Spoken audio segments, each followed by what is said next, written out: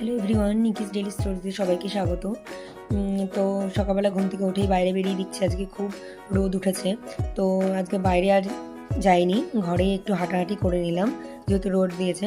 তো এবার আমি একটু ফ্রেশ হয়ে নিয়ে সকালের মতন আমি একটু জুস খেয়ে নিলাম। কম বেশি আমার ব্লগে এই জুসটা তোমরা দেখেছো, আমি রোজই খাই এই জুসটা। তো জুসটা নিয়েই আমি বাইরে এসে দেখি আমাদের আইসক্রিম শুয়ে আছে, ও খুব আদুরের।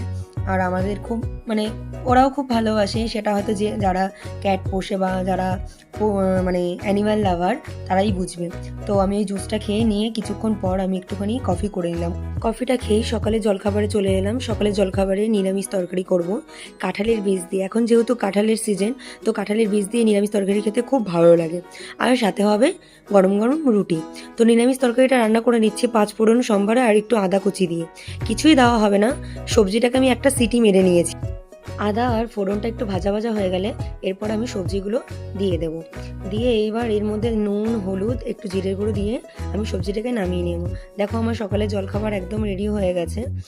এটা খেতে খুব ভালো লাগে, তোমরাও এরকমভাবে তরকারি করে খাবে। তো দুপুরের রান্নায় চলে এসেছি, যেহেতু মা আজকে খাবে না, ষষ্ঠী পুজো, তার জন্য আমার ভাইয়ের আর বাবার জন্য রান্না করে নিচ্ছি। উচ্ছে আলু ভাজা করব আর গাটি কচু আলু দিয়ে নিরামিষ তরকারি, মানে নিরামিষই রান্না হবে।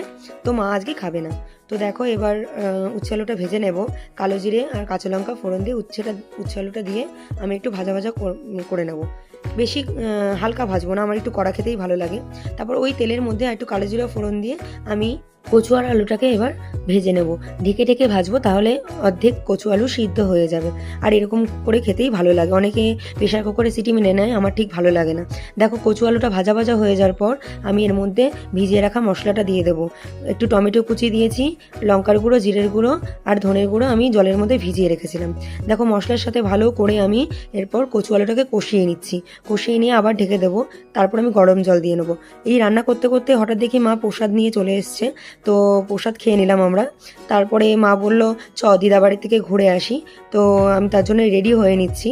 তো যথারীতি সবাই রেডি হচ্ছে, বাবা, আমি, মা আর কাকিমা যাব। তো ঝটপট করে রেডি হয়ে নিলাম, বিকাল হয়ে গেছে, আস্তে আস্তে অনেকটা সন্ধ্যা হয়ে যাবে। তো দেখো আমরা বেরিয়ে পড়েছি। দেখো আমরা দিদাবাড়ি যাওয়ার উদ্দেশ্যে বেরিয়ে পড়েছি। হাই রোডটা এত সুন্দর, দেখতে দেখতে দিদার বাড়িতে পৌঁছে যাবো। দিদা জানতো না যে আমরা যাব। তো দিদাবাড়ি যাওয়ার সঙ্গে সঙ্গে দিদা চাউমিন আর চা করেছিল, একটু খেয়ে নিলাম। খেয়ে গল্প টল্প করে বেরিয়ে পড়েছি। দেখো মা বাইরে বেরিয়ে দেখছি, মাও বলছে দেখ হলুদ ক্যাপসিকাম ধরেছে। তো আমরা বাড়ি যাওয়ার পথে এবার রওনা দিয়ে দিয়েছি। তো বাড়িতে এসেই আজকে রাতের খাবারে বানিয়েছিলাম পরোটা, আলুর তরকারি আর একটা মিষ্টি। এই ছোট ছোট ব্লগগুলো যদি ভালো লেগে থাকে অবশ্যই লাইক, কমেন্ট, শেয়ার করবে আর চ্যানেলটিকে সাবস্ক্রাইব করবে। চলো।